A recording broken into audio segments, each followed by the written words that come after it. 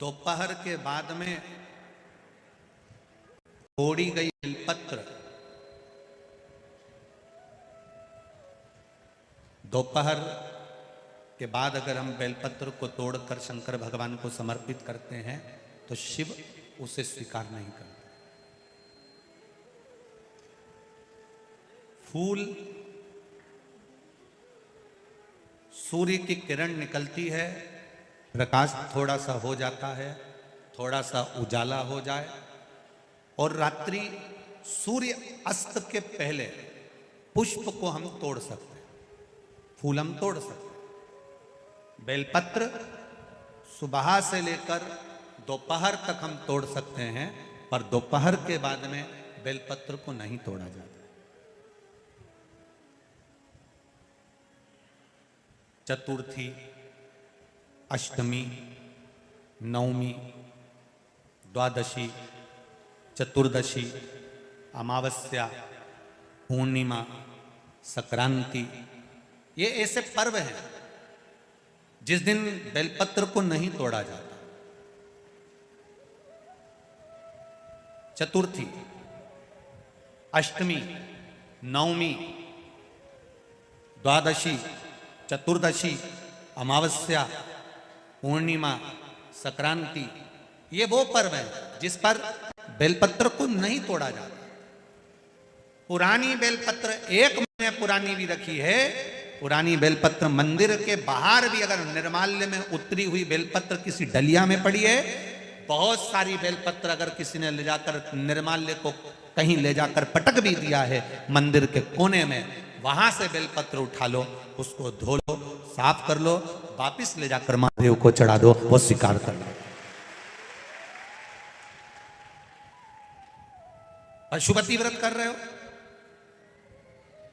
चतुर्थी पड़ गई, अष्टमी पड़ गई, द्वादशी पड़ गई, बच्चों से मत कहो कि बेलपत्र तोड़ कर लाओ। बच्चों से कहो जाओ शंकर जी के मंदिर में कहीं डलिया में कहीं एक आध 2 बेलपत्र भी, 1 बेलपत्र भी अगर कहीं साइड में पड़ी हो, उसको उठा लाओ, धो, बाबा के थाली में रख लो और पशुपति व्रत पर भी चढ़ा दो। दोपहर के बाद में पूजन करने जा रहे हो, बेलपत्र दोपहर के बाद ना तोड़वाइए। फूल सुबह प्रकाश होने से लेकर रात्रि को, शाम को जब सूर्य अस्त हो उसके पहले फूल आप तोड़ लो, मना नहीं है, दिन भर का समय आपके पास है, पर रात्रि में फूल नहीं तोड़ा जाता। शंकर भगवान पर समर्पित कोई प्रसाद शिव जी को चढ़ाया गया, कोई प्रसाद रात भर नहीं रखना चाहिए। आप लोग तो संकट सोमवार अगर किसी ने करे हों, किसी ने करे संकट सोमवार या 16 सोमवार, हाथ उठाओ, किस किस ने करे हैं, पहले करें आप लोगों ने, रखो। जो लोग 16 सोमवार करे हुए होते हैं, संकट सोमवार करे हुए होते हैं, उनको मालूम होता है, उनके स्मरण में रहता है कि संकट सोमवार का जो प्रसाद होता है उसको रात भर नहीं रखते। उसका कारण स्कंद पुराण में भी कहा गया, उसका कारण शिव महापुराण में भी वर्णन किया गया। शंकर भगवान का प्रसाद, शिव जी का प्रसाद, अगर जितना जितना अंधेरा बढ़ते चले जाता है, जितना जितना रात्रि होती चली जाती है और दूसरा दिन अगर लग जाता है, तो उस प्रसाद पर आपका हक नहीं रहता, उस प्रसाद पर फिर चंड का हक हो जाता, फिर उनके गणों का हक हो जाता है, फिर आपका हक समाप्त। तीसरी बात का स्मरण करिएगा, एक तो बेलपत्र दोपहर के बाद न तोड़िए, दूसरा पुष्प रात में ना तोड़िए, तीसरा चतुर्थी, अष्टमी, नवमी, द्वादशी, अमावस्या, पूर्णिमा, चतुर्दशी, संक्रांति, इस पर बेलपत्र ना तोड़िए। मंदिर की चढ़ी हुई, कहीं रखी हुई, कहीं अगर निर्माल्य में भी कहीं ले जाकर पड़ी है, वो भी समर्पित कर सकते हो। बेलपत्र तो यहां तक वर्णन करती है कि अष्टमी नवमी दोनों पड़ रही है और आपको बेलपत्र की जरूरत पड़ रही, तो एक बेलपत्र पर आप एक बेलपत्र को या तो वस्त्र में संजो कर रख लो, रख सकते हो, संभाल के रख लो, ना बने तो तुम्हारी जो पाठ पढ़ने की पुस्तिका होती है, जिसको तुम भजन गा लेती हो, पढ़ लेती हो, राम रक्षा स्तोत्र, हनुमान चालीसा, गोवर्धन चालीसा, जो पढ़ लेती हो, वही उसी में रख लिया और वही बेलपत्र वापिस हमको प्राप्त हो गई। हमने वही शिव जी को वापिस चढ़ा दी और उससे हमको फल की अनुभूति प्राप्त हो गई। जरूरी नहीं है तोड़े। धतूरे का फूल, ये तो धतूरा के बात आ गई। अब धतूरे का जो फूल होता है,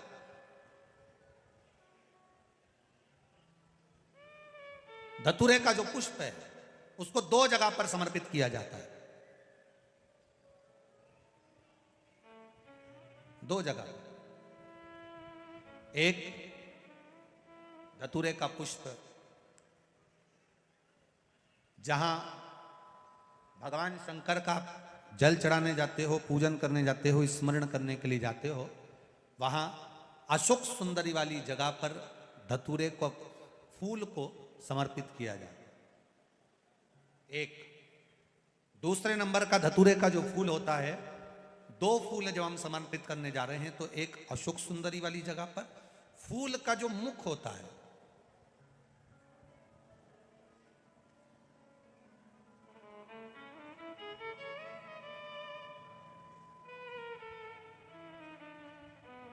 मान लो ये फूल है धतूरे का। वैसे तो धतूरे का फूल लंबा होता है, आपने दर्शन किए किस किसने करे ना, सबने दर्शन। धतूरे का फूल लंबा होता है। अब वो लंबा जो पुष्प है, उसका जो खिला हुआ भाग है, जो खिला हुआ, और पीछे की जो डंडी है, तो अशोक सुंदरी वाली जगह पर जब हम समर्पित करते हैं, अशोक सुंदरी वाली जगह पर जब हम उसको चढ़ाते हैं, तो जैसे ये शिवलिंग है और यहाँ सामने अशोक सुंदरी की जगह है, तो जो अशोक सुंदरी वाली जगह पर हम पुष्प समर्पित करते हैं, तो खिला हुआ जो भाग है, जो खिला हुआ भाग है, उसको इस तरह से रखते हैं कि शिवलिंग की ओर उसका खिला भाग जाए, और डंडी का भाग इधर गणेश जी, कार्तिकेय जी और 33 कोटि जो देवी देवता हैं उस ओर उसका भाग जाए। उसका भाग ऐसा समर्पित करें। एक।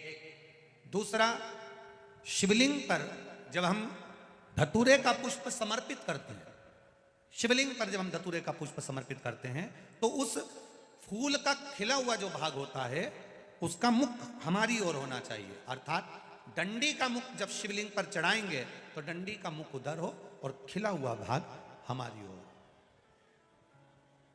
बहुत अंतर है महाराज। जैसे बेलपत्री चढ़ाते हैं, तो बेलपत्री चढ़ाते समय डंडी का मुख अपने ओर कर लेते, पत्तियों का मुख उधर कर देते, तो खिला हुआ जो भाग है वो हम अपनी ओर रख लेते हैं।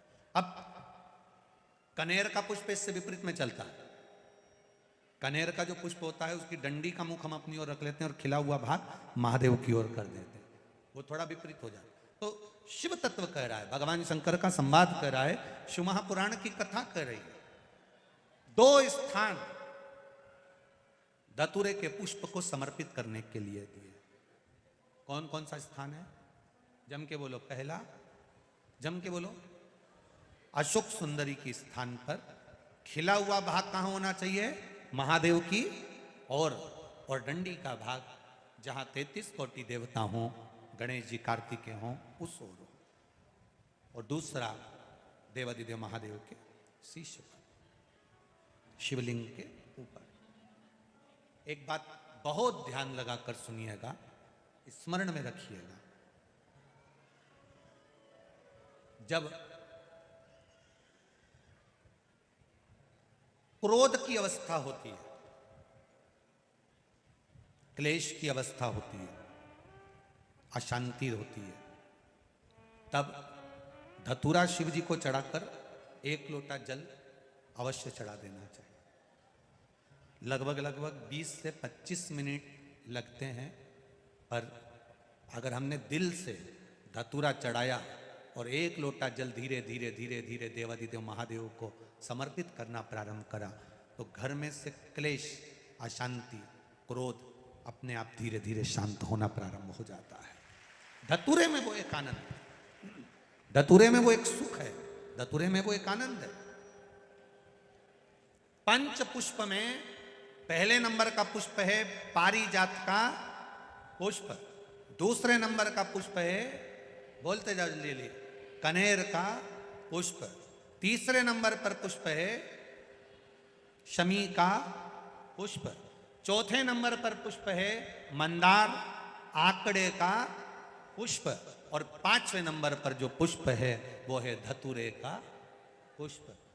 अब इन पुष्पों के अलावा भी कई पुष्प देव अधिदेव महादेव को चढ़ते हैं, उनका एक अलग अलग नियम है। पर 5 पुष्प जो पूर्ण तरह से सुख देने वाले, आनंद देने वाले, जो सहजता में आपको मिल सकते हैं, ये वो 5 पुष्प हैं जो आपको आपके गांव में भी, अपने अपने गांव में घूम लो तो वो मिल जाएगा। कोटेश्वर में भी आप घूमोगे तो वो प्राप्त होगा, वो 5 पुष्प। शिव पुराण श्रद्धा, भक्ति और विश्वास, इन तीनों से भरी पड़ी है।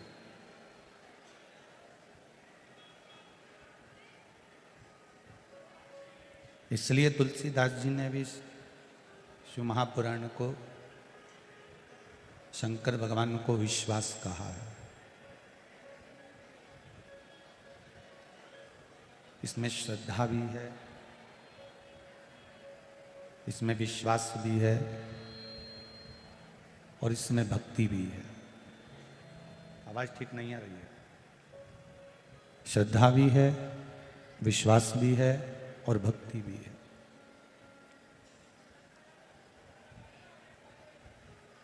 जब विश्वास जागृत होता है और विश्वास जब प्रबल होता है, और विश्वास जागता कब है? जब हम श्रद्धा में सराबर हो जाते हैं, श्रद्धा में डूब जाते हैं।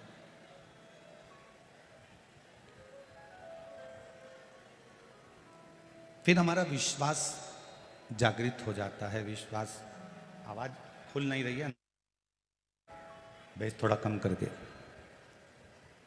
विश्वास जागृत हो जाता है और जब श्रद्धा परिपूर्ण हो गई, विश्वास भी जागृत हो गया, तब भक्ति अपने आप बढ़ती चली गई।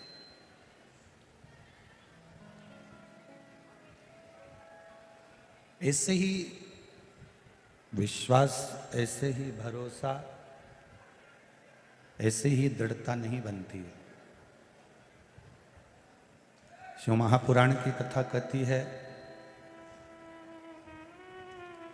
हम शंकर भगवान पर जब जल समर्पित करें, जब हम शिव जी को एक चावल का दाना समर्पित करें, जब हम भगवान शंकर को एक बेलपत्र समर्पित करें, जब हम भगवान शंकर को शीश नवाएं, तो उसमें हमारे विश्वास की पूर्णता होना चाहिए।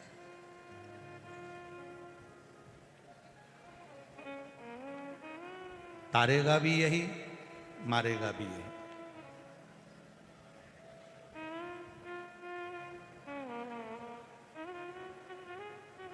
जिस चूड़ी को आप हाथ में पहनते हो, सबके हाथ में देखना तो सबके हाथ में अलग अलग तरह की चूड़ी मिलती है।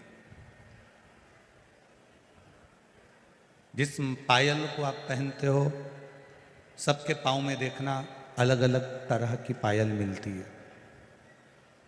जिस मंगल सूत्र को आप पहनते हो, सबके गले में देखना अलग अलग तरह का मंगल सूत्र मिलेगा।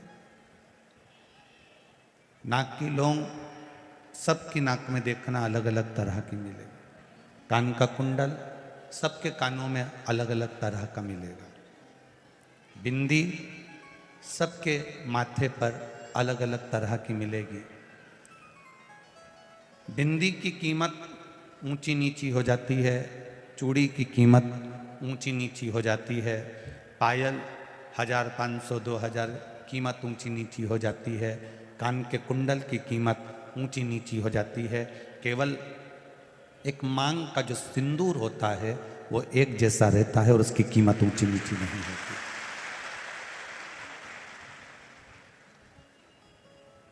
और इन सभी श्रृंगार में, इन सभी चीज़ों में, इन सभी चीज़ों में भले मांग के सिंदूर की कीमत बाजार में आप 50 रुपए का, 25 रुपए का, 20 रुपए का, 10 रुपए का लेकर आ जाओगे, पर उसकी कीमत सब जगह एक जैसी है।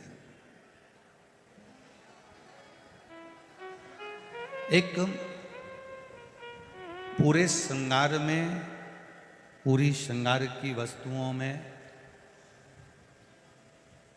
सिंदूर एक जैसा होता है, उसी तरह उसकी कीमत बाजार में भले डब्बी में 10 रुपये 5 रुपये होगी, पर मांग में आने के बाद उस सिंदूर की कीमत बहुत बढ़ जाती है। उसी तरह तुम्हारे परिंदे में, तुम्हारे हंडे में, तुम्हारे कुएं में, तुम्हारी बावड़ी में, तुम्हारे तालाब में, तुम्हारे यहाँ जल कितना भी भरा पड़ा हो, पर एक लोटा जल जब महादेव के ऊपर चढ़ता है तो उसकी कीमत अपने आप बढ़ती चली जाती है। उसकी कीमत अपने आप बढ़ती है। ये चल रहे हैं, ये चल, आके सुनिए आशीष जरा। उसकी कीमत अपने आप बढ़ती चली जाती है। अब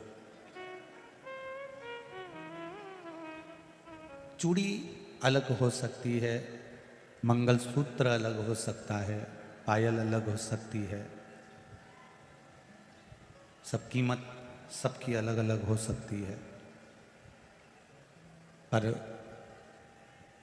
जो मांग का सिंदूर है उसकी कीमत एक जैसी होगी, पर डब्बी में उसकी कीमत भले 10 रुपये 5 रुपये 50 रुपये 25 रुपये 30 रुपये 40 रुपये हो,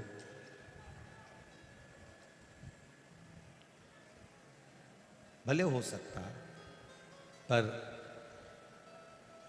मांग में आने के बाद उसकी कीमत प्रबल हो जाती है, बढ़ जाती है। ये संसार का मनुष्य कहीं पर भी जाकर बैठे, इसकी क्या कीमत है ये नहीं मालूम, पर जब ये शिव महापुराण के अंदर जाकर बैठ जाता है तो ये भी कीमती हो जाता है, क्योंकि महादेव का हो जाता है। इसकी भी कीमत बड़ी प्रबल हो जाती है।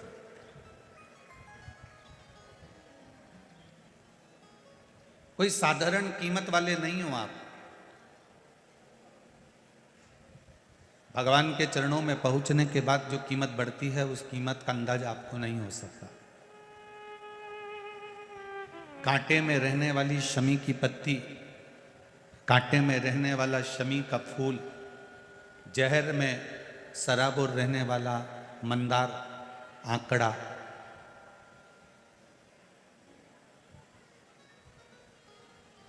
जहर में परिपूर्ण होने वाला कनेर,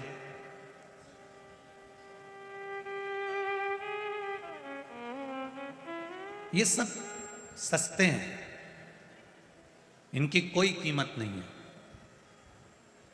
इनको ले जाकर आप किसी को दोगे तो वो उठा के बाद में बाहर फेंक देगा, उसकी कोई कीमत नहीं है। पर वही मंदार, वही कनेर, वही शमी का पत्ता जब देवादिदेव महादेव को समर्पित हो जाता है, शंकर भगवान को चढ़ जाता है, तो वो कनेर, वो शमी का पत्ता, वो मंदार कीमत वाला हो जाता है, क्योंकि शिव का स्पर्श उसको हो गया।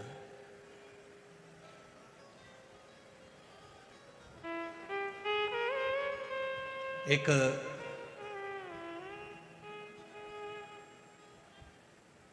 भंवरे की दोस्ती गोबर के कीड़े से हो जाती है। भंवरा उड़ते उड़ते गोबर के पास में आता है और गोबर के पास में जो कीड़ा है उससे उसकी दोस्ती हो जाती है।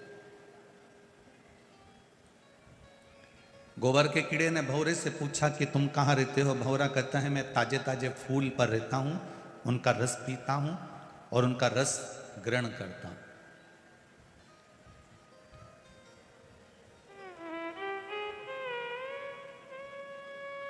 मेरा मन पड़ता है जहां उड़कर चले जाता हूं और अपनी जिंदगी मस्त जीता हूं। गोबर का कीड़ा कहता है बड़े किस्मत वाले हो जो तुम उड़कर जहां काम मर्जी पड़ती है वहां चले जाते हो और पुष्प पर बैठकर उसका रस ग्रहण करते रहते हो।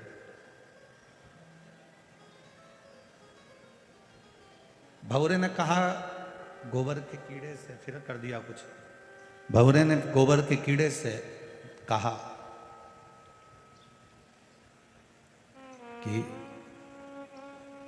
चलो तुम मेरे साथ, मैं भी तुमको फूलों की सैर करा कर लेकर आता हूं, सारे फूलों के पास लेकर चलता हूं, चलो। भंवरे ने गोबर के कीड़े को लिया, फूल पर ले जाकर बिठा दिया। फूल पर गोबर का कीड़ा जब बैठा तो फूल दिन में खिला हुआ था, रात्रि को बंद होने लगा तो गोबर का कीड़ा घबरा गया।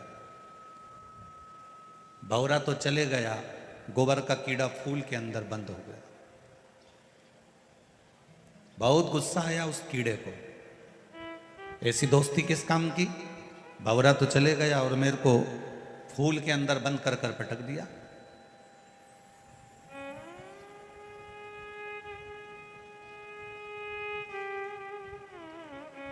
सवेरे माली आया, फूल तोड़ लिया, फूल बंद था। माली को लगा कि लेकर जाऊंगा, भगवान के पास में पहुंचेगा जब तक खिल जाएगा। फूल लेकर गया, माली ने बाजार में रखा। एक पंडित जी ने भगवान को चढ़ाने के लिए वो फूल खरीद लिया। फूल पंडित जी के हाथ में पहुंचा, पंडित जी के हाथ से वो फूल भगवान के चरणों में पहुंचा। गोबर का कीड़ा उसी फूल में है, भगवान के चरणों में पहुंच गया।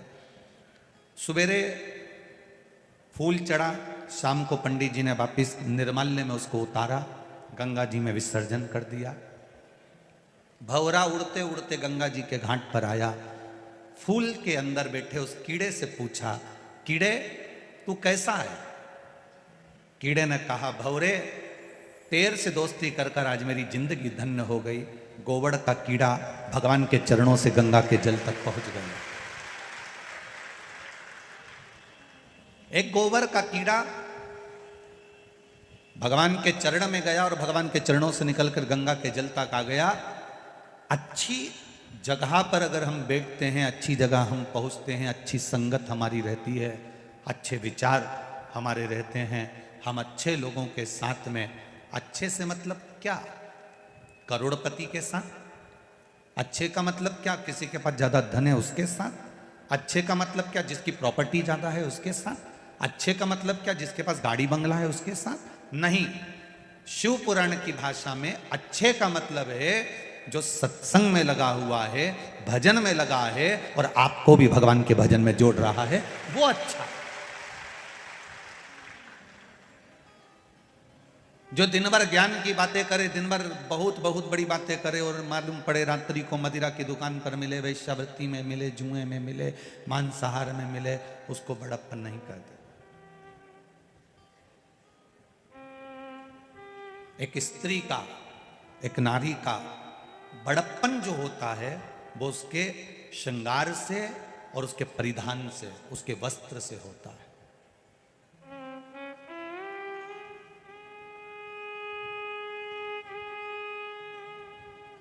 उसका परिधान, उसका वस्त्र।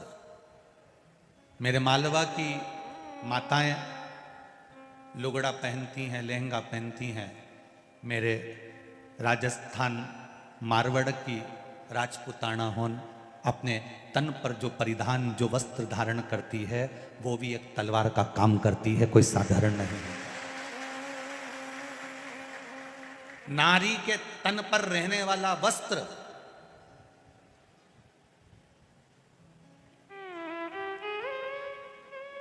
वो साधारण सा नहीं है। मेरे मालवा की, छत्तीसगढ़ चले जाओ, राजस्थान चले जाओ, महाराष्ट्र चले जाओ, गुजरात चले जाओ, आप वहां का जो पुराना पहनावा है, हम आज के पहनावे की बात नहीं कर रहे हैं। हमारे मालवा में आप कभी आए और मालवा का पहनावा देखें, 36 कली का लहंगा है, साधारण वस्त्र, मेरी माताएं पूरा तन ढका हुआ। कोई बुजुर्ग आया, इतना घूंघट ले लिया, कोई सामने खड़ा है मर्यादा के अनुसार सिर पे पल्लू लेकर भी बात कर रही है तो उधर नहीं देख रही कि कौन बैठा है। ये राजपुताना चाहे मालवा के हों चाहे जगह के हों, इनका जो परिधान है, इनका जो वस्त्र है, ये भी किसी तलवार के बराबर नहीं कि किसी की निगाह उठकर देख ले।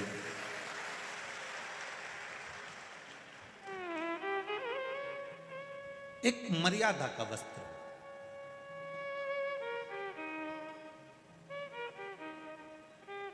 अच्छी संगत में रहो, जितनी अच्छी संगत में रह सकते हो, जितने अच्छे लोगों के साथ रह सकते हो। अच्छे लोगों से मतलब धन प्रॉपर्टी या जायदाद वाले नहीं, अच्छे लोगों से मतलब है जिनके भीतर थोड़ा निर्मलता का भाव हो, जिसमें थोड़ी सहजता का भाव हो।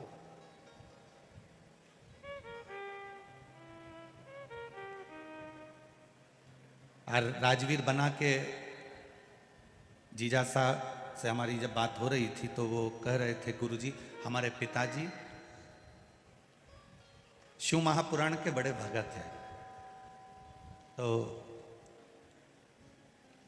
कहाँ बैठे हैं जीजा सर?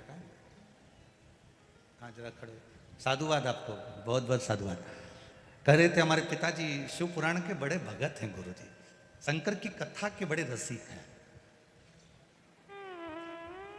अच्छे औहदे पर रहना, अच्छे पद पर रहना और उस पद पर रहने के साथ में भगवान की भक्ति में डूबे रहना, तो समझ लेना कि आपके पूर्वजों के संस्कार आपसे दूर नहीं हुए।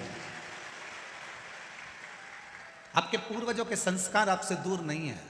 आपके संस्कार बड़े प्रबल, सहज नहीं है ये संस्कार।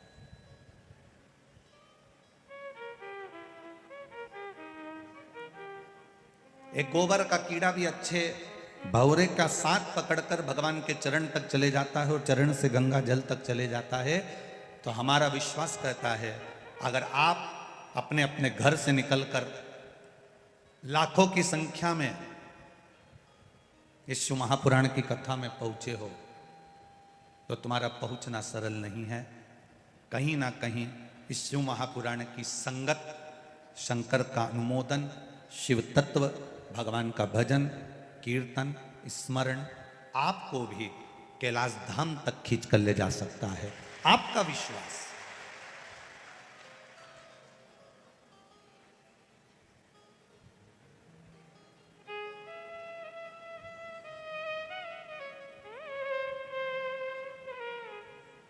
इतना ये आदरणीय ठाकुर साहब शरद सिसोदिया जी को धन्यवाद दूंगा।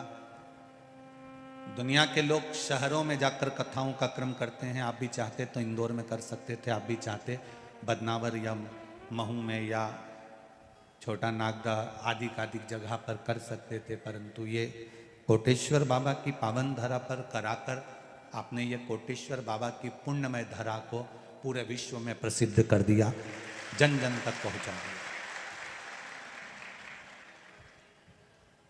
इस प्राचीन मंदिर को केवल यहीं के लोग जाना करते थे, यहीं के लोग पहचाना करते थे, परंतु अब इस कोटेश्वर धाम को, जहाँ गंगा जी निरंतर 24 घंटे शंकर भगवान पर गिर रही है, ऐसे कोटेश्वर धाम का दर्शन संपूर्ण विश्व के लोगों को करा दिया।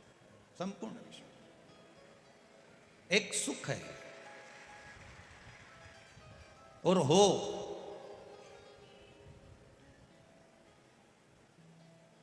नए नए मंदिरों की जगह पुरातन जितने मंदिर हैं उनका जीर्णोद्धार होना चाहिए।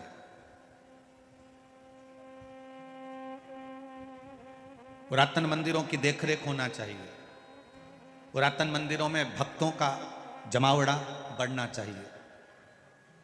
बड़ी प्रसन्नता का विषय है, पहले के लोग 31 मनाने के लिए, नया साल मनाने के लिए बड़े बड़ी सिटियों में जाते थे। इंदौर, उज्जैन, इंदौर, कहीं गोवा, कहीं ना जाने कहाँ कहाँ जाते थे। होटलों में जाते थे, डिस्को करते, पार्टी मनाते, मदिरा का पान करते, मांसाहार करते। पर अब पूरे भारत की रौनक देखिएगा, 31 का दिन आता है और भारत के जितने प्राचीन प्राचीन मंदिर हैं, चाहे ओमकारेश्वर हो, महाकालेश्वर हो, काशी हो, सीहोर का कुबेरेश्वर धाम हो, चाहे कोटेश्वर धाम हो, चाहे वैद्यनाथ धाम हो, जितने प्रसिद्ध मंदिर हैं, वृंदावन हो, गोकुल हो, अयोध्या हो, इन मंदिरों में 31 के दिन अपने आप भीड़ बढ़ जाती है। अर्थात लोग कहते हैं शिव पुराण ने दिया क्या है? हमारा विश्वास करता है कि शिव पुराण ने सनातन धर्म को जगाया है और जगाने के साथ मंदिर तक पहुंचाने का क्रम इस शिव पुराण ने किया। आज शिव पुराण ने करा क्या? सनातन धर्म को जगाने के बाद में इस शिव महापुराण ने सनातन धर्म के एक एक बच्चे को मंदिर तक पहुंचाया। तब तो ये 450 बीघा जमीन के अंदर पार्किंग, भोजनशाला आदि का जो क्रम हो रहा है, ये कोई साधारण नहीं हो सकता। 450 बीघा जमीन के अंदर बैठकर आप कथा का रस तत्व ग्रहण कर रहे हो, ये कोई साधारण बात नहीं। क्या दिया शिव पुराण ने? सनातन धर्म को जगाया, आपके भीतर विश्वास प्रकट करा, आपके भीतर भरोसा प्रकट करा।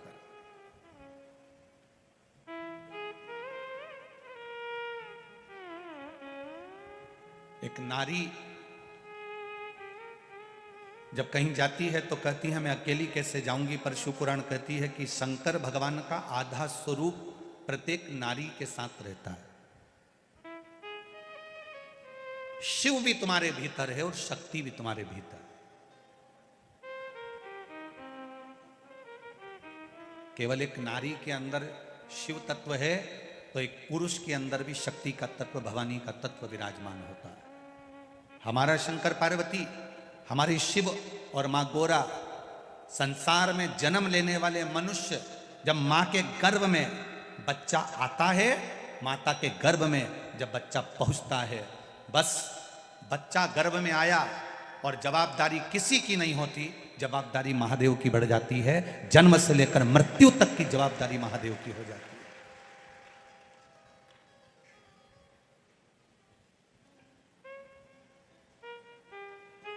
इस व्यासपीठ ने देखा है कई बार, कोई बच्चा गर्भ में अटक गया, कोई बच्चा गर्भ में नाल में फंस गया, कोई बच्चा, कोई कहता है कि इसकी नाक नहीं आई, कोई कहता है कि इसका चेहरा नहीं आया, कोई कहता है इसकी धड़कन नहीं आई, कोई लिख के भेज। ये पत्र कोई साधारण है, कोई लिख कर भेजता है कुछ, कोई लिख कर पत्र देखिए।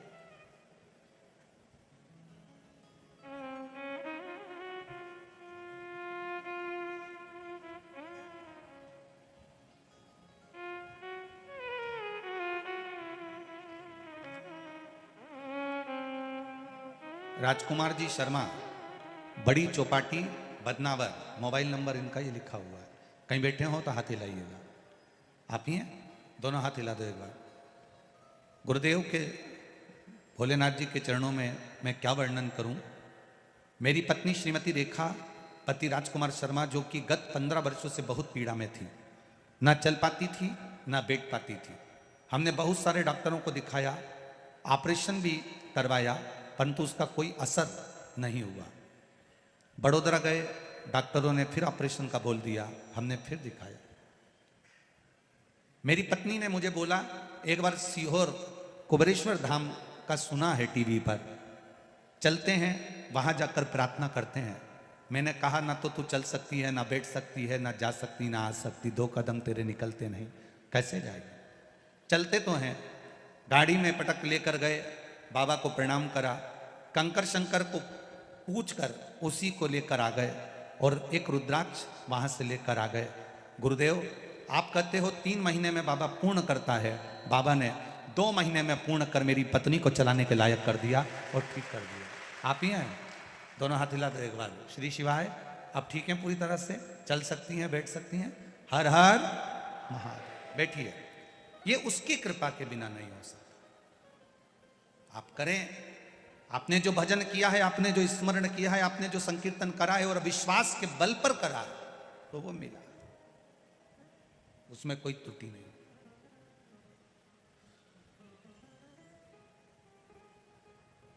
एक भगवान से प्रार्थना, एक भगवान से निवेदन प्रतिदिन करो, प्रतिदिन।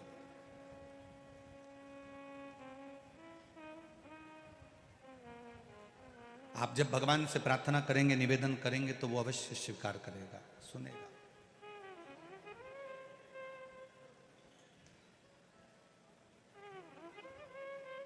स्त्री कहती है मैं अकेली हूं, पुरुष कहता है मैं अकेला हूं। शिव महापुराण की कथा कहती है पृथ्वी पर अगर जन्म ले रहे हो तो तुम मरते समय तक भी अकेले नहीं हो, तुम्हारे साथ में देवाधिदेव महादेव विराजमान। गर्भ में आए, माता के गर्भ में पहुंचे, उस दिन से महादेव तुम्हारे साथ में हो गए।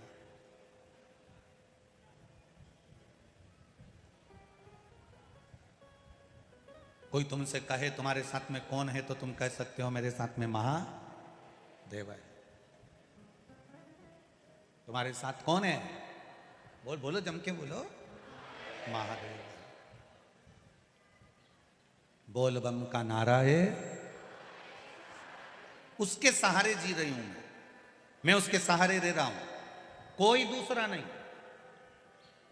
और किसी की सामर्थ्यता भी नहीं है कि कोई तुम्हारा साथ दे दे। कितने भी करोड़पति तुम्हारे रिश्तेदार होंगे, तुम्हारे दुख की घड़ी में अगर 5 लाख रुपए दे दे तो गारंटी है, तुम्हारे दुख की घड़ी में दे दे तो गारंटी। करोड़पति रिश्तेदार हैं, लखपति हैं, ढेरों संपदा है उनके पास, और कभी रोते रोते चले जाना और कह देना मुझको 5 लाख रुपए की, 10 लाख रुपए की जरूरत है। अरे 10-5 लाख तो जाने दो, 50,000 भी अगर दे देना तो बहुत बड़ी बात है भाई। कर्जा हो जाता है, माथे पर कर्जा चढ़ जाता है। रिश्तेदार ऐसा नहीं, भगवान सबको परखने का मौका देता है। आपके रिश्तेदारों में एक रिश्तेदार भगवान ऐसा बनाता है जिसके पास में बहुत पैसा होता है।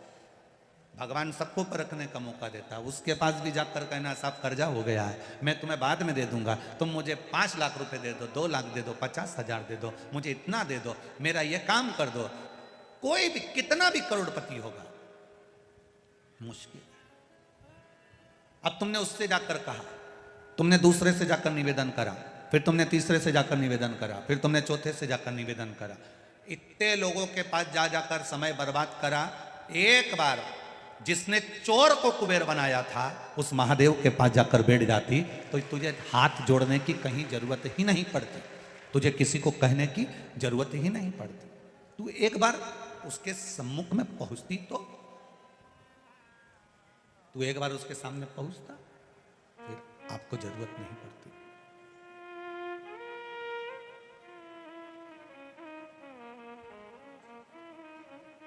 अपने बच्चों को भी सिखा दो कि कोई तुम्हारा साथ देगा कि नहीं देगा ये पता नहीं है, पर इतना विश्वास रखना कि वो कैलाश पर रहने वाला देवाधिदेव महादेव तुम्हारा साथ जरूर देगा।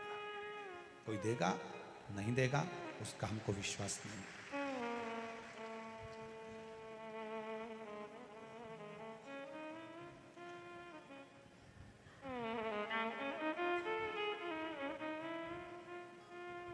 तूफान आता है, बड़ी बड़ी कश्तियों को डुबो देता है। तूफान आता है, बड़ी बड़ी कश्तियों को डुबो देता है, और जब व्यक्ति के भीतर अहंकार आता है तो बड़ी बड़ी हस्तियों को डुबो देता है। अहंकार यदि थोड़ा सा भी आ गया, अभिमान अगर थोड़ा सा भी आ गया, आपकी समर्पण की भावना अगर समाप्त हो गई, आप किसी के प्रति समर्पित भाव से मिल भी नहीं पा रहे हो, तो फिर यह जीवन आपका बेकार, जीवन व्यर्थ।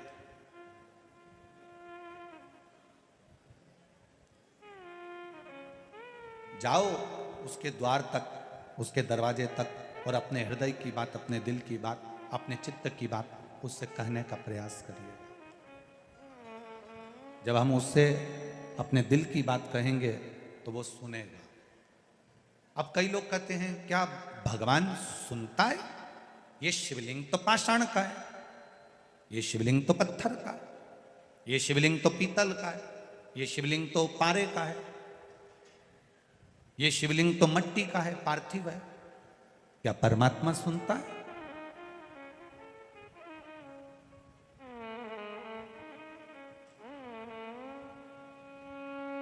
अगर नहीं सुनता होता तो विचार करिएगा।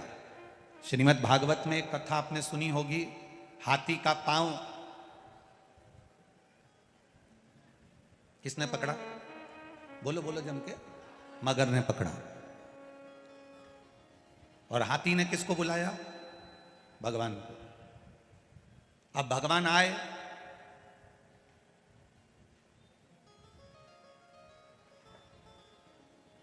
सबसे पहले उन्होंने हाथी से मिले कि मगर से मिले? अरे खूब भागवत सुनी तुमने तो बोलो बोलो जम के जरा। भगवान आए तो सबसे पहले वो हाथी से मिले कि मगर से मिले? भगवान आते से ही सुदर्शन चक्र उठाते से सबसे पहले मगर को मारा। हाथी को गुस्सा, रिटर्न बढ़ाओ, बाहर की बढ़ रही है। हाथी को गुस्सा आ गया, हाथी को क्रोध आया। हाथी ने भगवान से कहा, बुलाया मैंने था, पुकारा मैंने था, और आपने उद्धार मगर का कर दिया। भगवान कहते, हाथी बात तुझे समझ में नहीं आई, तू मुझे पुकार रहा था और मगर तेरा पांव पकड़ा हुआ था। तू मेरा भक्त था और वो मगर तेरा पांव पकड़ा था। अगर किसी भक्त का पांव किसी ने पकड़ कर रखा है तो सबसे पहले मैं उसी का उद्धार कर देता हूं। हाथी का उद्धार तो मैंने बाद में करा है। हाथी कहता है मैंने पुकारा और उद्धार तुमने मगर का करा। भगवान कहते हैं क्योंकि हाथी तेरा पांव मगर पकड़ कर रखा था और तुम मुझे पुकार रहा था। शिव महापुराण की कथा कहती है, तुम्हारे घर में अगर एक बच्चा, बुजुर्ग, नारी, पुरुष, स्त्री, कोई भी तुम्हारी 7 पीढ़ी में, तुम्हारी 71 पीढ़ी में भी अगर कोई एक व्यक्ति भगवान के मंदिर जाता है, भजन करता है, कीर्तन करता है, स्मरण करता है, पूजन करता है, दिया लगाता है, तुलसी जी में जल देता है, पीपल की परिक्रमा करता है, शंकर भगवान को 1 लोटा जल चढ़ाता है, भगवान की पूजन करता है, सुंदरकांड में जाता है, रामायण में जाता है, तुम्हारे घर का एक व्यक्ति भी अगर भगवान के भजन में लगा है तो पूरा घर, याद रखना, सबसे पहले उस भजन करने वाले के बल पर पूरा घर तर जाता है। रामायण पढ़ के आया, गांव में रामायण जी का पाठ है, घर का व्यक्ति चले गया, रामायण जी के पाठ में जाकर बैठा, पाठ करा, रात को आया, उसके चरण की रज पूरे घर में गिरी, घर के लोग अपना काम करते रहे। कथा में गया, कथा सुनकर आ गया, घर पर आया, ये जो चलते हो ना उसकी रज उड़ती है।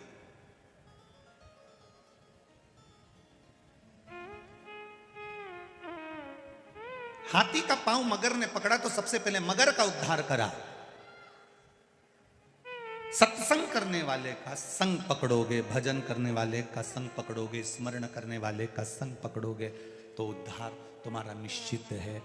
शिव पुराण 7 पीढ़ी को तारने तक का वचन नहीं देती, शिव पुराण 71 पीढ़ी को तारने तक का वचन दे देती है। 1 पीढ़ी 2 पीढ़ी नहीं, 7 पीढ़ी नहीं, शिव महापुराण 71 पीढ़ी को तारने का वचन देती है। इसलिए उज्जैन के ऋण मुक्तेश्वर मंदिर में पत्थर पर लिखा हुआ है, अंकित करा गया है कि जिसने शिव तत्व को जान लिया, जिसने शंकर भगवान को 1 लोटा जल चढ़ा लिया, जिसने शिव महापुराण को श्रवण कर लिया, जिसने शंकर का अनुमोदन कर लिया, मनुष्य शरीर प्राप्त करने के बाद जो शंकर के मंदिर जाना प्रारंभ कर दिया, मनुष्य शरीर प्राप्त करने के बाद जो शंकर को 1 लोटा जल चढ़ाना प्रारंभ कर दिया, मनुष्य शरीर प्राप्त करने के बाद जो शिव पुराण सुनना प्रारंभ कर दिया, तो शिव पुराण की कथा में ऋण मुक्तेश्वर मंदिर की दीवार पर पत्थर पर लिखा हुआ कह देता है कि उसकी 71 पीढ़ी को देखने की जरूरत नहीं, वो तर चुकी है।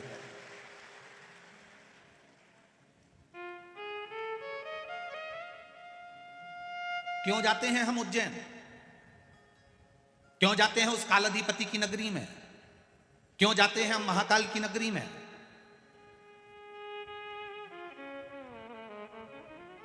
क्यों जाते हैं? काशी किस लिए जाते हैं? अभिमुक्त नगरी है काशी।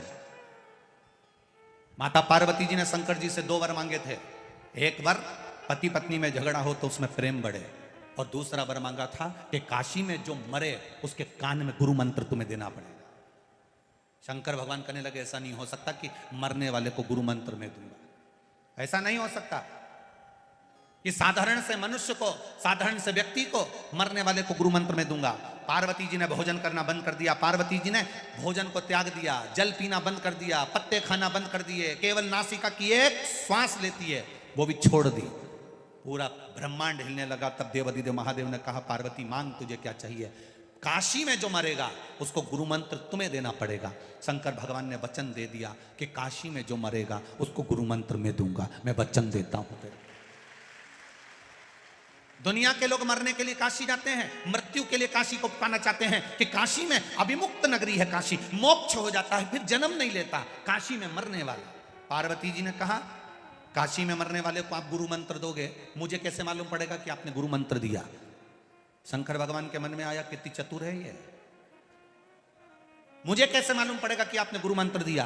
तो मांग पार्वती क्या चाहती है? पार्वती जी कहती है काशी में मरने वाले के सीधे कान में आप गुरु मंत्र देना और सीधे कान को थोड़ा सा मोड़ देना, तो मैं समझ जाऊंगी कि आपने गुरु मंत्र दे दिया। आज भी काशी में मरने वाले का सीधा कान अपने आप थोड़ा सा टेढ़ा हो जाता है, क्योंकि मेरा बाबा उसको गुरु मंत्र देकर भेज देता है। आज भी काशी का नियम है, अभिमुक्त नगरी है काशी, इसलिए भारत की भूमि के सबसे ज्यादा मुर्दे, भारत की भूमि के सबसे ज्यादा मुर्दे अगर जलते हैं तो काशी में जलते हैं। हमारे यहाँ गाड़ी ओवरटेक करती है, काशी में मुर्दे ओवरटेक करते हैं। हमारे यहाँ का मुर्दा पहले जल जाए। दुनिया के लोग मुर्दे को देखकर रोते हैं, दुनिया के लोग मुर्दे को देखकर रोते हैं, शव को देखकर रोते हैं, और काशी में अगर कोई मरता है तो रोते नहीं, प्रसन्न होते हैं कि महादेव की नगरी में चला गया है। दो नगरी है, एक काशी अभिमुक्त नगरी है और दूसरी उज्जैनी महाकाल की नगरी, जहां दुनिया के लोगों का समय अच्छा ना चले, दुनिया के लोगों को लगे कि बड़ी दुख की घड़ी चल रही है, बड़ी परेशानी चल रही है, बड़ा कष्ट चल रहा है, बड़ी बीमारी चल रही है, बड़ा रोग चल रहा है, बड़ी तकलीफ चल रही है, उसको कहां ना जाना, एक बार जिसने घड़ी बनाई, जिसने समय बनाया, जिसने पल बनाया, जिसने काल बनाया, उस महाकाल के चरणों में बैठकर एक बार शिव पुराण पूरी सुन लेना, मिल गया। क्यों जाते हैं उज्जैन? अपने समय को सुधारने के लिए। तूने महाकाल काल बनाया, घड़ी बनाई, पल बनाया, मेरा समय अच्छा नहीं चल रहा, मेरा समय अच्छा नहीं चल रहा। जब घड़ी अच्छी नहीं चलती तो इसको कपड़े की दुकान पर या किराने की दुकान पर नहीं ले जाते, इस घड़ी को हम घड़ी वाले की दुकान पर ले जाते हैं। एक बार वर्ष में नियम बना लो कि मुझे कालाधिपति के चक्कर उस चरणों में पहुंचना है। बाबा की कृपा, शिव तत्व को जानना, हमारी चित्त वृत्ति बुद्धि सब परमात्मा में हो जाता है। कभी कभी हमारा मन हम ले जाते हैं शंकर जी की ओर, भटक कर दूसरी ओर पहुंच जाता है। कभी कभी हमारा मन विचलित होता है, ऐसा नहीं। एक व्यक्ति था, उसको कान से सुनाई नहीं देता था, थोड़ा कम सुनता था, अवस्था थी, कम सुन रहा है। अब उसका एक बहुत अच्छा रिश्तेदार बीमार पड़ गया। अब बहुत अच्छा रिश्तेदार जब बीमार पड़ गया तो इसने अपने छोराओं से कहा, रे छोरा, ए नाना, ए रे छोरा, ए रे नाना, हम मेरे को ले चल, वो उससे मिल आऊं। तो नाना चिल्ला कर बोला, तुम्हें सुनाई तो देता नहीं, मिल के करोगे क्या? तो दादाजी बोले, देख मिलना तो पड़ेगा क्योंकि हमारा पुराना पहचान वाला है, मिलना तो पड़ेगा, मेरा पुराना पहचान वाला है, उससे मिलूंगा जब। अरे तो तुम बात क्या, वो बोलेगा भी तो तुम नहीं सुन सकते? और उसने कहा उसमें बोलने, वो कुछ बोलेगा ना तो मैं समझ जाऊंगा। मरीज से बात करते तो मेरी जिंदगी निकल गई। 4-5 चीजें तो होती है बस मरीज से बात के में, ज्यादा होगा तो उसका हालचाल पूछ लूंगा, ज्यादा होगा तो दवाई का पूछ लूंगा, ज्यादा होगा तो भोजन का पूछ लूंगा, ज्यादा होगा तो डॉक्टर का पूछ लूंगा। और मुझे मालूम है कि वो पलंग पर लेटा लेटा जवाब भी क्या देगा। तो ये तो सबको मालूम है कि मरीज से अगर बात करो तो क्या जवाब दे। तो तू मेरे को ले चल, मैं तो मेरे मन से पूछ लूंगा और मन से जवाब दे दूंगा। तो सुनाई तो दे नहीं, मत देन दे, तू तो ले चल, मैं जवाब दूंगा नहीं, बस तू तो ले चल। उन्हें दादाजी को मोटरसाइकिल पे बिठाया ने हॉस्पिटल ले गए। और जैसे ही वो पलंग पर पड़ा था बेचारा मरीज, इसका पहचान वाला ये पहुंच गया। और पहुंचते से राम राम। अब जो कान से थोड़ा कमजोर होता है वो चिल्ला के बोलता है, उसको लगता है अपन जैसे हैं वैसे सब है। इसने भी आवाज लगाई और जो चिल्लाया राम राम, पूरा हॉस्पिटल गजगजा किया, चिल्ला। अब इसने पूछ लिया, आप तबीयत कैसी है? तो जो पलंग पर पड़ा था उसको गुस्सा आ गई, तिते चिल्ला के बोल रही है, शर्म नाम की चीज नहीं है, मर रहे हैं।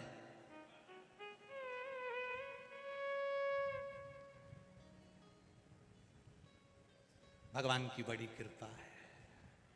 अब वो बोल रहा मर रहे हैं और ये बोल रहा भगवान की बड़ी कृपा, ऐसे ही रहो। अब इसको और बुरा लग गया मरीज को। अब इसने दूसरा प्रश्न पूछ लिया, कौन से डॉक्टर का इलाज चल रहा है? अब इसको आ गई गुस्सा, यमराज का चल रहा है। इसने भी कह दिया बहुत अच्छा डॉक्टर है, तुरंत इलाज करता है, चिंता मत करो, उसी को दिखाते रहो। दे रहा था। फिर इसने पूछ लिया डॉक्टर ने खाने का क्या बोला है? इसने बोल दिया भाटा बोला है। तो इसने बोला बहुत हल्का भोजन है। तो सुनाई तो दे, बहुत हल्का है, दिन भर में 3-4 बार खा लिया। अब इसको आई गुस्सा, इन्हें बाटल निकाल के उसकी पिचकारी इसके मोटा घुसा। अब नहीं सुने हो जाए। लेकिन कभी सोचो कि ये चित्त क्यों नहीं पहुंच रहा है, ये वृत्ति क्यों नहीं पहुंच रही? जैसे वो कान से नहीं सुन पा रहा, उसी तरह कभी कभी हमारा मन हमारी नहीं सुन पाता है, इसलिए हम गलत जगह चले जाते हैं, अच्छी जगह नहीं पहुंच पाते। कभी कभी ऐसा होता है हमारा मन हमारी बात नहीं सुनता, हमारा मन हमारा चित्त हमारी नहीं सुनता, गलत जगह चले जाते। अपने स्थान पर बैठकर भगवान देवादिदेव महादेव से अपने हृदय की बात भाव के साथ में बाबा देवादिदेव महादेव से प्रार्थना करिए। भाव से बैठकर भगवान शिव से अपने मन की बात करिए। आज कथा का विराम दिवस है। बाबा से कहिए बाबा इस कोटेश्वर धाम की पावन धरा पर शिव महापुराण की कथा के मध्य आपसे प्रार्थना भाव के साथ दिल के साथ कर रहे हैं, हमारी प्रार्थना को स्वीकार करिएगा।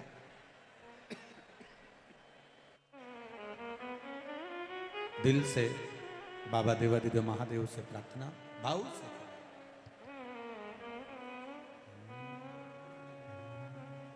श्री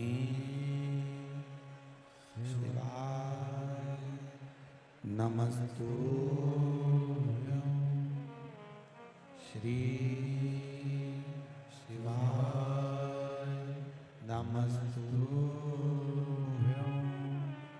श्री शिवाय नमस्तुभ्यं, श्री शिवाय नमस्तुभ्यं, श्री शिवाय नमस्तुभ्यं।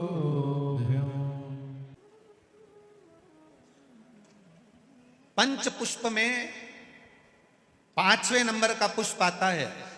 भगवान शंकर आनंद के साथ में विराजमान थे और देवताओं ने जब मंथन किया, उस मंथन में जो विष निकला वो विष देवादिदेव महादेव को दिया गया।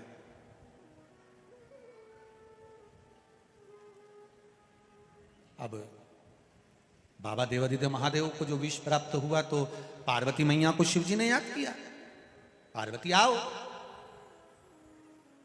ये एक चतुर्पति की विद्वत्ता है। एक विद्वान पति जो होता है, चतुर्पति जो होता है, उसकी विद्वत्ता जो होती है, उसको दर्शाया है मेरे महादेव ने। बहुत विडंबना में जीवन चल रहा, बहुत परेशानी में चल रहा, बहुत टेंशन चल रहा। पति किसी को बताना पसंद नहीं करता, बहुत चिंता है। घाटा लग गया, कर्जा बढ़ गया, तकलीफ हो गई, रोग हो गया, बीमारी हो गई, कुछ गलत करी आया, कुछ अच्छा करी आया। किसी को बताए ना बताए, पत्नी को एक बार बोल कर देखना, वो तुमको विल पावर मजबूत करेगी, कह देगी चिंता मत करो, मैं हूं और आप हो, सब करेंगे। पर पति पत्नी को ऐसा धुतकार, तू चुप रहे, तेरे में अक्ल नहीं है, तू तो पगली है। अरे भाई, इसने तेरे से कहा था कि तू कर्जा करके आ, इतनी माताएं बैठी है, इतनी, और इतनी टीवी पर कथा सुन रही हैं। एक माता ने कभी अपने पति से कहा हो कि तुम कर्जा करो, चोरी करो, डाका डाल के लाओ? कोई नारी अपने पति को चोरी करता नहीं देखना चाहती। कोई पत्नी अपने पति को डाका डालते नहीं देखना चाहती। कोई पत्नी अपने पति को कर्जे में डूबते हुए नहीं देखना चाहती। पत्नी हमेशा पति को चंद्रमा की रोशनी की तरह बढ़ती हुई देखना चाहती है, सूरज की रोशनी की तरह बढ़ते हुए। अब कर्जा हो गया, तकलीफ आ गई, बुरा करिया है, बेकार काम करिया है, तो घबराना नहीं।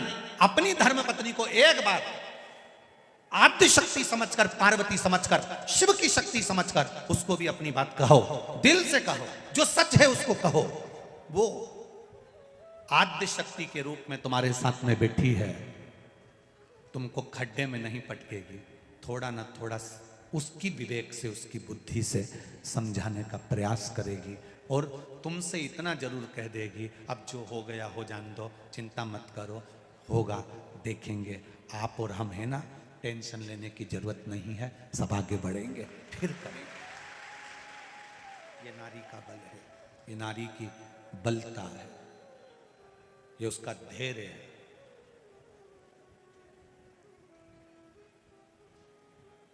धैर्य उसका।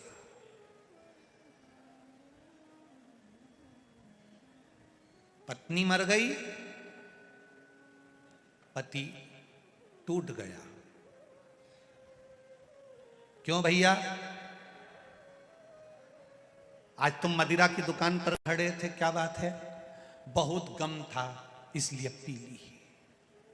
अच्छा, पत्नी का पति किसी का मर जाता है, कोरोना में चले गया, इसको गम नहीं था, ये नहीं गई।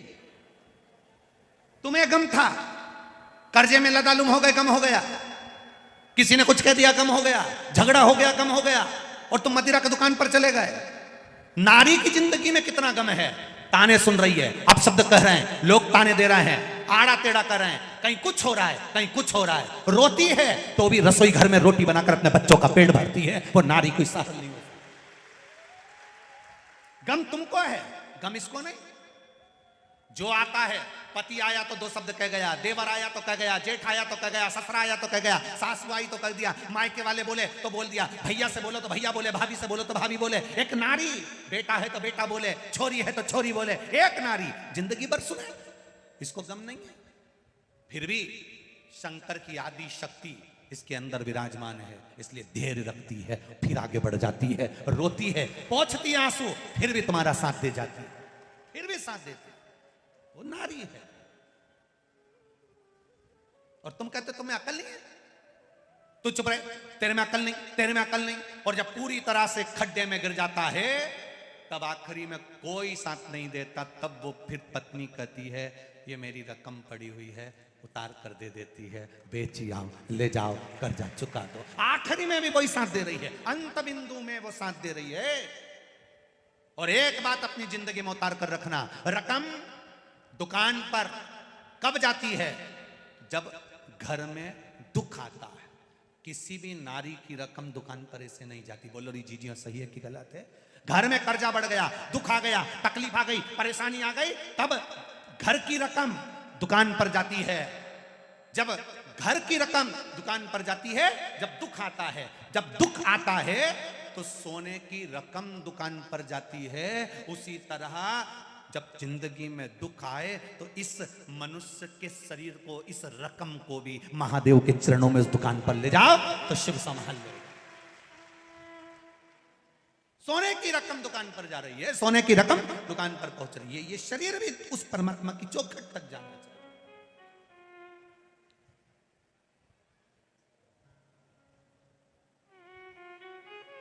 हम उसके भरोसे। पति कहता है पत्नी से, तुझमें विवेकता नहीं, तुझमें बुद्धिता नहीं, तुझमें, तू नहीं जानती। अरे तकलीफ आई है, एक बार बैठकर उससे भी कहो, जो तुम्हारी अर्धांगिनी है। और अर्धांगिनी से भी निवेदन है, अपने मन में कुछ ना रखते हुए, अगर कुछ बात कहना है तो अपने पति से कहो, किसी से मत कहना। दुकान पर 50 नौकर काम करते हो, फिर भी फोन लगाकर नौकर से मत कहना कि तुम मेरे को ये सामान ला कर दो। अगर कहना तो अपने पति से कहना। क्यों? अगर एक आध बार तुमने नौकर से कहा सामान ला कर दो और नौकर 3-4 बार सामान ला कर देगा तो हो सकता है लोगों की दृष्टि गलत हो जाए। अपने पति से कहना मुझे ये सामान ला कर दो, वो लाए तो ठीक, ना लाए तो ठीक, पर नौकर से भी मत कहना कि मुझे सामान ला कर। अपनी चित्त वृत्ति से करो।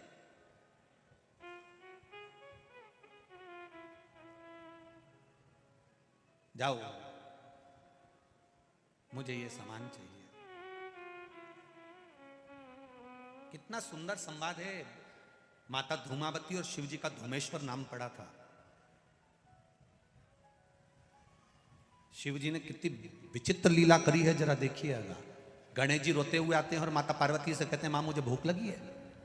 कार्तिकेय षडानंद रोते हुए आते हैं मां मुझे भूख लगी है। अशोक सुंदरी रोते हुए आती है और कहती है मां मुझे भूख लगी है। और शंकर जी अखंड समाधि में लीन, तब साधना में लीन, भूख लग रही है।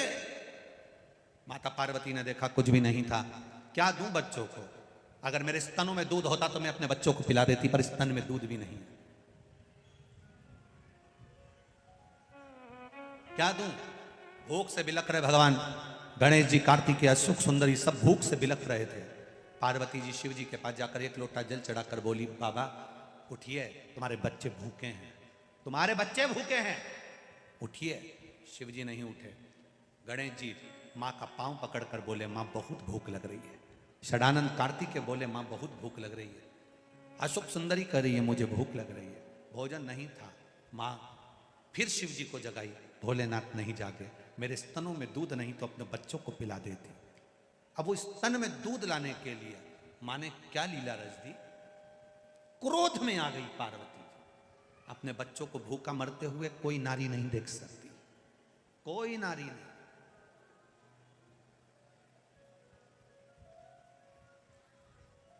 कौन नारी देखेगी? एक मां अपने बच्चे के लिए समर्पण का भाव लेकर चलती है। देखा मेरे बच्चे भूखे, स्तन में दूध नहीं। पार्वती जी को क्रोध आया, शंकर जी को उठा लिया, उठाकर मुंह में भरकर निगल गई। स्तन से दूध बहने लगा, बच्चों को पिलाने लगी। हाहाकार मच गया, साबधूर। शिव जी को पार्वती जी निगल गई, शिव जी नहीं, शिव जी नहीं, शिव जी नहीं। देवताओं ने आराधना करी, मां कृपा करो, मां प्रकट करो महादेव को। शंकर जी को धुएं के रूप में अपनी नासिका से महादेव को प्रकट कर दिया। शिव जी का नाम ध्रुमवान हो गया और पार्वती का नाम धूमावती हो गया। शिव जी धूमवान बन गए, माता पार्वती धूमावती बन गई। शंकर जी ने कहा, पार्वती तो अपने पति को थोड़ी देर के लिए निगल गई थी, तेरा पति उस समय पर नहीं था, इसलिए धूमावती तो वैधव्य के रूप में रहेगी। ना तेरी मांग में सिंदूर होगा, ना गले में मंगलसूत्र होगा, ना बिछोड़ी, ना चूड़ा होगा। आज भी दतिया में पीताम्बरा धाम में मां धूमावती के मंदिर है। मां धूमावती का अगर आप दर्शन करने जाओगे तो मां सौभाग्यवती नारी को अंदर नहीं जाने दिया जाता, पर्दे में बंद रहती है, 16 श्रृंगार नहीं करती, मां वैधव्य के रूप में रहती है। ना मांग में सिंदूर है, ना नाक में लौंग है, ना गले में मंगलसूत्र है, वो धूमावती माता है। आज भी दुनिया के बड़े बड़े राजनेता दतिया में जाकर धूमावती की पूजन करते हैं और उससे वर प्राप्त करते हैं। वो धूमावती है, वो पीताम्बरा पीठ में बैठी है, अलमस्त होकर अपने बच्चों के लिए निकली थी, अपने बच्चों। ध्रुमवान ध्रुमावती बड़ा उसका सहजता क्या है? जीवन कोई सरल है क्या? जीवन में कोई सरलता है? शिव जी ने, पार्वती जी ने पूछा, भोलेनाथ जी विष आया है, आपके लिए आया है। शंकर भगवान बोलते हैं मैं अकेला नहीं पीऊंगा, तू कंठ में जाकर बैठ जा, अर्धांगिनी है तू मेरी, बराबर की हकदार है तू मेरी, बैठ मेरे पास। कंठ में मां बैठी, शिव जी ने विष पिया, कंठ में पहुंच गया। नीचे जा रहा था विष, शंकर भगवान ने उसको कंठ में ही रोक लिया। अंदर जाएगा तो मेरे उदर में ना जाने कितने शिव भक्त बैठे हैं। शिव पुराण कहती है ये पूरा जो ब्रह्मांड है, ये पूरी जो पृथ्वी है, ये पृथ्वी शंकर भगवान के उदर में विराजमान है। शंकर जी एक चावल का दाना खाते हैं और सबका पेट भर देते हैं। शिव जी आराम से सोते हैं तो सबको निंद्रा आती है। शिव मस्त रहते हैं तो सब मस्त रहते हैं। शंकर जी को लगा अगर मैं विष पी गया और वो विष पेट में चले गया, वो विष उदर में चले गया, तो मेरा पूरा ब्रह्मांड, पूरी पृथ्वी पर जितने जलचर, थलचर, वायुचर, जीव जो रह रहे हैं, जो मनुष्य रह रहे हैं, ये सब विष के असर से मर जाएंगे। तो पार्वती जी कह रही है प्रभु इसको अंदर गटको। पार्वती जी कह रही है इसको नीचे उतारो। शंकर जी कह रहे नहीं उतार सकता, क्योंकि नीचे मेरी औलाद बैठी है, नीचे मेरी संतान बैठी है, सब मर जाएगी, इसलिए मैं उसको अंदर नहीं उतार सकता। तो पार्वती जी कह रही है मैं कंठ पर बैठी हूं, ये विष मेरे पास है। शिव जी कहते हैं माता पिता की जिंदगी है ही ऐसी, जिंदगी भर विष पीना है और औलाद को सुरक्षित रखना है। माता पिता की जिंदगी है ऐसी, जिंदगी भर विष पीना है, औलाद को सुखी रखना है। ये माता पिता है। घर में पिता शिव का स्वरूप है, मां पार्वती का स्वरूप है। कितना विष पीते होंगे। घर की ठंडी रोटी घर का बुजुर्ग, घर की बूढ़ी मां खा लेती है, उसको भी गर्म रोटी अच्छी लगती है, पर बूढ़ी माँ कहती है दाल अच्छी बनी, कड़ी अच्छी बनी। घर में ठंडी रोटी रखी है ना, वो फ्रिज के ऊपर 2 ला के दे दे। बहू कहती है ठंडी क्यों खा रही हो, गरम खा लो। नहीं नहीं, तू मुझे ठंडी ला दे, क्योंकि सास को मालूम है ये ठंडी रोटी कोई नहीं खाएगा, बाद में गाय को पटक दी जाएगी, बाहर कुत्ता को डाल दी जाएगी। मेरा पति एक एक रोटी कमा कर लाया, एक एक निवाला, एक एक अन्न का दाना लाया, इसको पटकूंगी नहीं। घर की बुजुर्ग ठंडी रोटी खा लेती है क्योंकि फेंकी ना जाए, कल की ठंडी सब्जी खा लेती है क्योंकि फिकाए ना। एक एक ईंट जोड़कर, एक एक दाना जोड़कर उसने महल बनाया है, कैसे उसको बर्बाद होते देख ले। इसलिए घर के माता पिता शिव और पार्वती के स्वरूप होते हैं। तिनका तिनका जोड़ा है, तिनका। एक पत्र आया, उस पत्र में किसी ने लिखकर भेजा है गुरुजी 5 दिन से शिव पुराण चल रही है और कुछ दिन पहले से यहाँ ये टेंट लगना प्रारंभ हो गया था, और शिवजी की कृपा, उदारता, दया गुरुदेव बड़ी गजब है कि 5 दिन से इस टेंट में आपके पंडाल के व्यासपीठ के ठीक ऊपर एक चिड़िया और चिड़ा दोनों ने घोंसला बनाकर 5 दिन पहले ही घोंसला बना लिया था, और 5 दिन से रोज कथा सुन रहे हैं। आज भी बैठे, वो बैठे ऊपर बैठे, आज भी वो चिड़ा और चिड़ी 5 दिन से लगातार स्थान नहीं छोड़ा उन्होंने, और लगातार वो कथा सुनते रहे। गुरुजी जब कथा में चिड़ा और चिड़िया भी शिव और पार्वती बनकर कथा सुनते हैं तो संसार का मनुष्य भी उसको पत्र दिया। उसकी भक्ति, उसका विश्वास, 5 दिन में उसने घोंसला बना लिया, उसी में रह रहा, दोनों कथा का रस तत्व ग्रहण कर रहे और अपने जीवन का आनंद। सुनो, ये शिव महापुराण की कथा है, सुनो। जरा सी माइक की ध्वनि होती है, डीजे बजता है तो जमीन हिल जाती, मकान हिल जाते और चिड़ा चिड़िया भाग जाते हैं। पर 5 दिन से लगातार भजन भी हो रहे, ढोल भी बज रहे, नगाड़े भी बज रहे, कीर्तन भी बज रहा, तो भी उनका निवास ये शिव और पार्वती का स्वरूप आनंद लेते हुए कथा का रस तत्व ग्रहण कर रहा है। ये शिव कथा, शिव की भक्ति, भगवान का भजन, स्मरण, कीर्तन, मंत्र जाप। शिव जी ने कंठ पर विष को रखा, पार्वती जी झेली, विष कंठ पर पड़ा हुआ। शंकर भगवान को थोड़ा थोड़ा उस विष का असर होने लगा, और विष का जब असर होने लगा तो भोलेनाथ जी को थोड़ा थोड़ा थोड़ा थोड़ा चक्कर आने लगा। विष का असर जो देवादिदेव महादेव को डोलते हुए, देवादिदेव महादेव को घूमते हुए जो पार्वती जी ने देखा, पार्वती जी अपनी अपनी 64 योगिनियों को कहती हैं जाओ मेरे महादेव के लिए कुछ औषधि लेकर आओ। औषधि पूछा, अब तुम्ही ने दर्द दिया है, तुम्ही दवा देना। पूछा भोलेनाथ जी से, वो जैसे रुक्मणी जी ने पूछ लिया था भगवान कृष्ण से, तुम्हारा पेट दुख रहा है, इसकी दवाई क्या है, औषधि क्या है। सारी दवाइयां दे दी, सारी औषधि दे दी, वेदों को दिखा दिया, डॉक्टरों को दिखा दिया, सब कुछ कर दिया, फिर आखिर ऐसा क्या है, क्या दें आपको, आपका पेट दर्द बंद हो जाए। भगवान कृष्ण कहते हैं रुक्मणी, जो मुझे बहुत प्रेम करता हो उसके चरण की रज ला कर दे दे। तो चरण की रज लेने के लिए रुक्मणी जी से कहा तू तेरी दे दे, तो रुक्मणी के मैं अपनी चरण की रज नहीं दे सकती।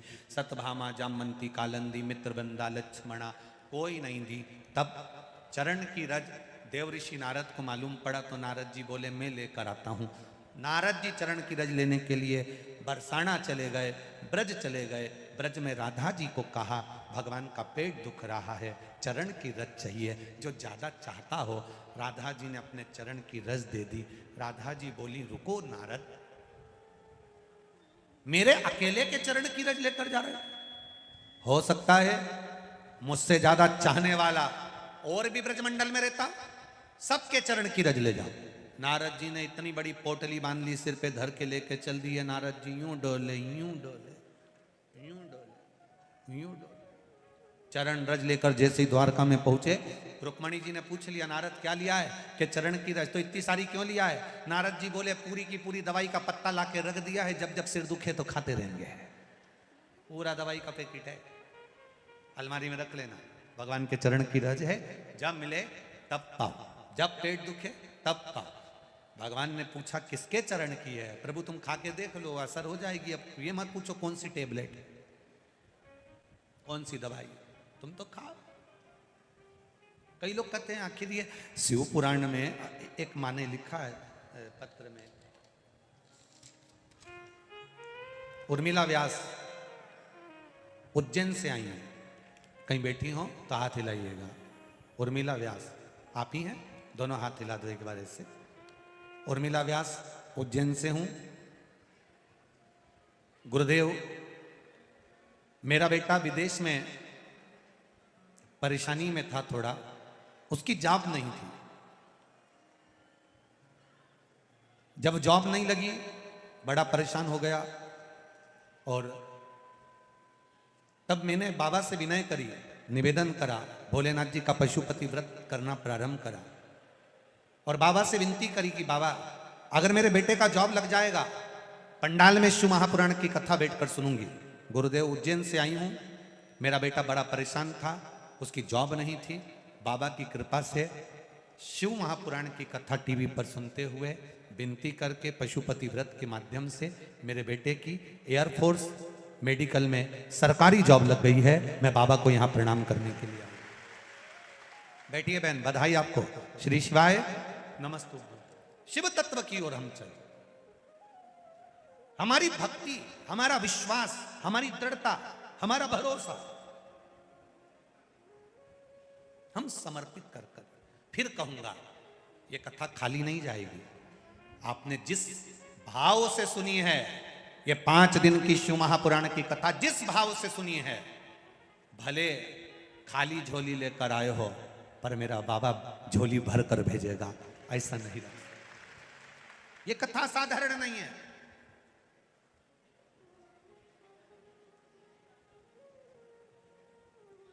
पंडाल में बैठकर, कंकर शंकर की धरा पर बैठकर शिव तत्व को जानने का जो मौका मिलता है, भगवान शिव की कथा को श्रवण करने का जो मौका मिलता है, वो साधारण नहीं हो सकता। कहा पार्वती जी ने, आपको तकलीफ हो रही है, दवाई दी, आप बताओ क्या दूं मैं आपको? शंकर भगवान कहते हैं पार्वती याद कर, एक बार मैं गंगा के तट पर बैठा हुआ था, गंगा की धार मुझ पर पड़ रही थी, तब अटखेलियां करते समय जया विषहरा शामरी बारी दौतली और देव ये अटखेलियां कर रही थी। उस समय पर मेरे वक्ष स्थल पर थोड़ा सा जल का छींटा पड़कर वो जल पृथ्वी पर जाकर गिर गया था। उससे एक फल पौधा उत्पन्न हो गया था जो धतूरा कहलाता है। पार्वती मेरे रोग को धतूरा मेरे ऊपर रखकर जल की धार चढ़ा दे, मैं ठीक हो जाऊं। एक धतूरा और धतूरे का फूल, कांटे वाला धतूरा और उसमें लगने वाला एक पुष्प। आस्था चैनल पर आप लोग देख रहे होंगे धतूरे के फूल का दर्शन। धतूरा और धतूरे का पुष्प, छोटा सा पौधा है, ज्यादा बड़ा नहीं है, कांटा लग रहा है, धतूरा लग रहा है, और उसमें भी साधारण धतूरा नहीं, जिस धतूरे के नीचे की डंडी लाल कलर की होती है, अगर वो सोमवार की अष्टमी को देवाधिदेव महादेव को समर्पित करी जाती है तो उसके घर में कभी संपदा की कमी नहीं होती है। वो धतूरा है, साधारण नहीं है। धतूरे में भी लाल डंडी, जैसे धतूरा गोल होता है उसके नीचे एक छोटी सी डंडी, देखा है आप लोगों ने? अरे देखी कि नहीं देखी बोलो? धतूरा देखा है ना? धतूरे के अंदर एक नीचे छोटी सी डंडी होती है, जब तोड़ोगे तो वो डंडी का कलर अगर लाल है, वो डंडी का कलर अगर लाल है, और कभी हम तो कहेंगे जैसे बड़ी बीमारी जिसको हो जाती है, लीवर, किडनी, कैंसर आदि आदि बड़ी बीमारियों से जो जूझ रहा होता है, प्रयास करो, प्रयास महामृत्युंजय का जाप कर कर, महामृत्युंजय का स्मरण कर कर, एक लाल डंडी का धतूरा प्रयास करना, एक धतूरा मिल जाए या 5 धतूरे मिल जाए किसी भी एकांतेश्वर महादेव पर, जो शिव मंदिर एकांत में हो, जहाँ कोई जाता आता नहीं हो। वैसे तो अब बहुत मुश्किल है कि ऐसा मंदिर मिल जाए जहाँ कोई जाता आता नहीं हो, पहले की बात दूसरी है, अब बात दूसरी है। फिर भी कहीं आप रोड पे से निकल रहे हो, एकांतेश्वर महादेव अगर आपका दिख जाए, बहुत बीमारियों से ग्रसित हो, तो भी महामृत्युंजय जाप का स्मरण कर कर या किसी विद्वत ब्राह्मण जन से महामृत्युंजय मंत्र का जाप कराकर या भगवान शिव के मंत्र का जाप स्वयं कर कर, वो भी ना बने तो पंचाक्षर मंत्र नमः शिवाय, षडाक्षर मंत्र ओम नमः शिवाय या श्री शिवाय नमस्तुभ्यम जप कर वो लाल डंडी का धतूरा 5 एकांतेश्वर महादेव को आप समर्पित कर सकते हो। रोग थम जाएगा, जो दवाई खाओगे वो शरीर को लगना प्रारंभ हो जाएगी और आप स्वस्थ होना प्रारंभ हो जाएंगे। अगर बड़ा रोग है, एकांतेश्वर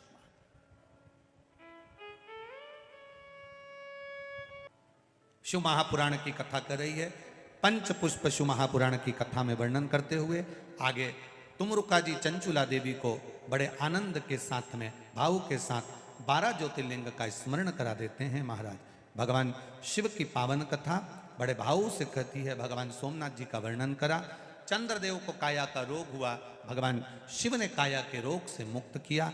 आगे वर्णन आया मल्लिकार्जुन का, भगवान कार्तिकेय जी रुष्ट होकर गए तो भगवान शिव ने माता पार्वती के साथ जाकर उनको मनाया, मल्लिकार्जुन के रूप में विराजमान हुए। अगला वर्णन आया है महाकाल, दूषण नाम के राक्षस का संहार करने के लिए भगवान काल अधिपति बनकर महाकाल के रूप में विराजमान होते हैं।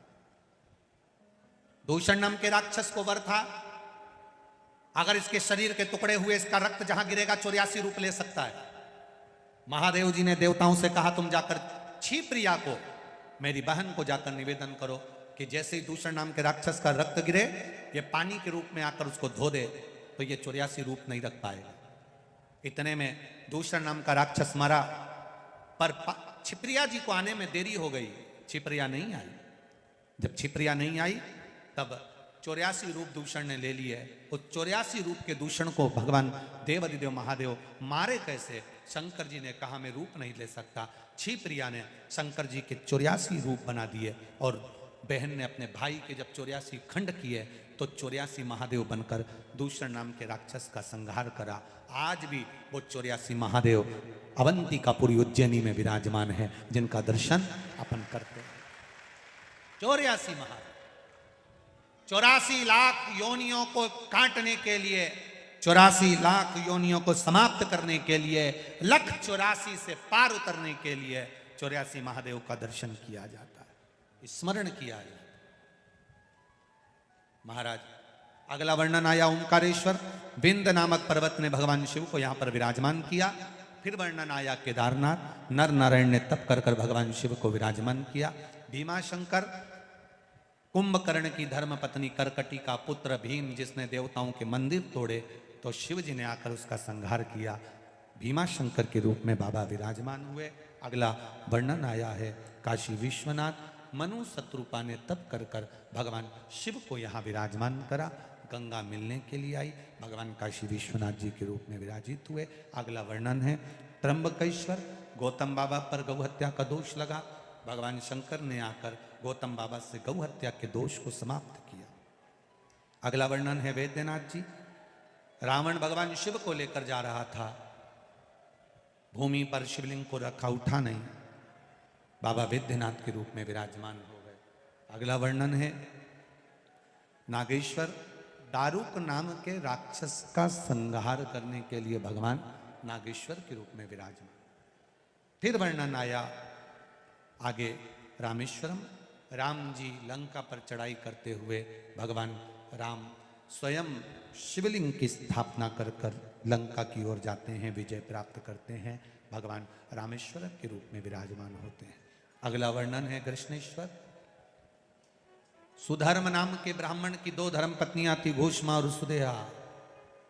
सुदेहा के यहां संतान नहीं थी, घोषमा ने अपनी संतान सुदेहा को दे दी थी। सुदेहा ने उसको पाल पोस कर बड़ा करा। बहू को मालूम पड़ा मेरा असली सास तो घोषमा है, सुदेहा को पूछना बंद कर दिया।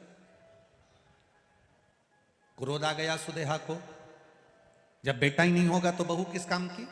बेटे के तलवार से टुकड़े कर कर कपड़े में बांध कर तालाब में फेंकी आई। घोषमा प्रत्येक सोमवार को शंकर भगवान के पार्थिव शिवलिंग का निर्माण कर कर पूजन करने जाती थी, विसर्जन करती। विसर्जन करने के लिए जब जा रही, मन में भाव आया बेटा बहुत दिन से नहीं देखा।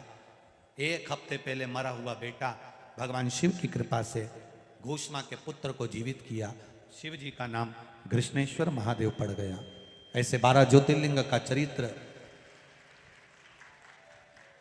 तुमरुका जी ने चंचुला देवी को श्रवण कराया है।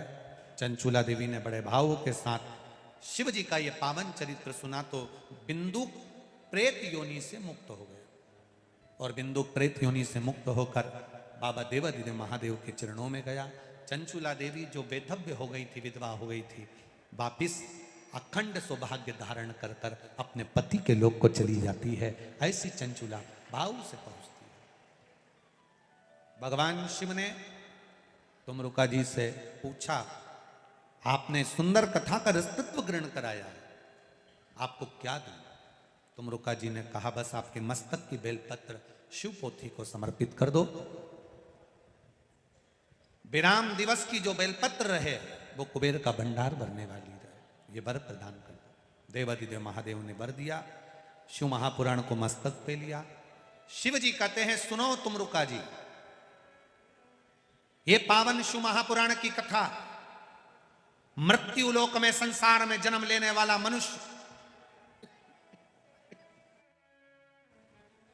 जिस भाव से श्रवण करेगा, जो जिस विश्वास के साथ सुनेगा, जिस आस के साथ विश्वास के साथ कथा को दिल से मन से हृदय से श्रवण करेगा, शिव कथा सुनने वालों की सेवा करेगा, शिव जी कहते हैं उसका भंडार कुबेर भंडारी कुबेरेश्वर महादेव भरेगा।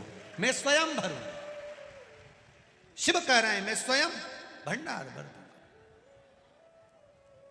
ऐसी पावन शिव महापुराण की कथा जो रोग से रोगियों को मुक्त कर देती है, ना संतान को भी झोली भर संतान दे देती है, जिसको धन नहीं उसको धन दे देती है। दिल से अगर आपने श्रवण करी है, 3 महीने के अंदर तुम्हारा भी एक पत्र बाबा की कथा में कहीं ना कहीं पहुंचा हुआ मिलेगा, निश्चित है। कथा जैसे भोजन रोज जरूरी है, उसी तरह शिव महापुराण भी रोज जरूरी है। हर हर महादेव।